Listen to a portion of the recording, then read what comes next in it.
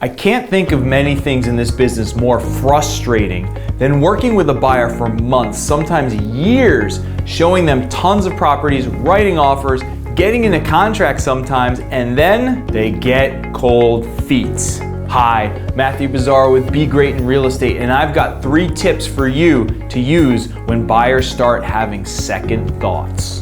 That scenario I just described, it happens a lot, especially this time of year. You can get discouraged, or you can put yourself in the buyer's shoes. Buying a home is a huge decision, potentially one of the biggest ones they'll make in their life. When that offer gets accepted, they're excited. They call their friends, their family, people with the best intentions, but people who aren't actually in the business. Suddenly, your buyers start hearing things like, "You paid over asking price? I wouldn't even pay asking price. Are you sure you can afford that? You waived a contingency? What if something happens?" So then what happens? They have second thoughts and continue to search for more property. They want to make sure they're not overpaying, so you're scouring the market and the neighborhood to make sure that doesn't happen. Can we avoid this? No. But it's in our best interest and our client's best interest to make sure you show them the big picture.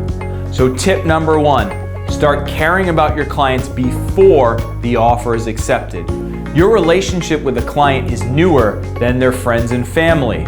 From the first encounter with your clients, show them that you're always looking out for their best interest and not just there to get paid.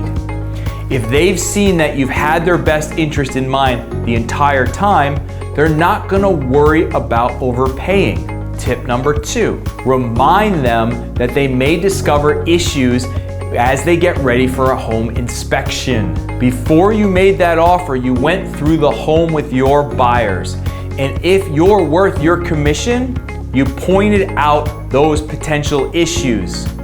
You can't see through the walls, obviously, but you can't predict the future either, but you can alert them of potential problems that you see. So if that inspection comes back with issues, your buyers shouldn't be completely off guard. And lastly, number 3, you have to be honest. You know that those loved ones have their best intentions, but when was the last time they bought or sold a home?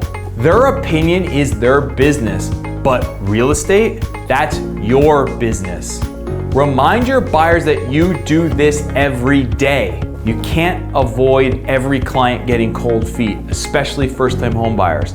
But if you take these steps, you'll minimize the chances of second thoughts and get those buyers over the finish line every time.